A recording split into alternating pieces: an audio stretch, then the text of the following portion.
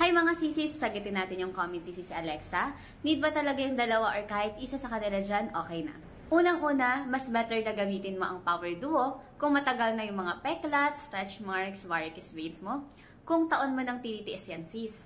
Pangalawa, hindi po sila sabay na ginagamit. So itong BTY Daily Radiance natin ay pang umaga, then sa gabi naman ay si BTY Overnight Matte. So mas better talaga itong Power Duo na gamitin mo kasi nagre-repair yung skin mo sa umaga, nagre-repair pa yung skin mo sa gabi. Pangatlo, mas mabilis ang effect sa'yo kung itong Power Duo ang gagamitin mo. Dahil meron itong Centella asiatica, meron din yung aloe vera extract, collagen, tsaka hyaluronic acid. So, ano bang nagagawa ng mga main ingredients na yun mga sis? Una, nakaka-fade siya ng mga peklat at stretch marks. Pangalawa, nakakatanggal siya ng pamamaga ng ating mga vein. Kung ayaw mo na ma-damage or masunog yung skin mo, perfect dahil itong BTY Daily Radiance ay bukod sa nakakatanggal ng skin problem, meron din po siyang SPF 45 PA++.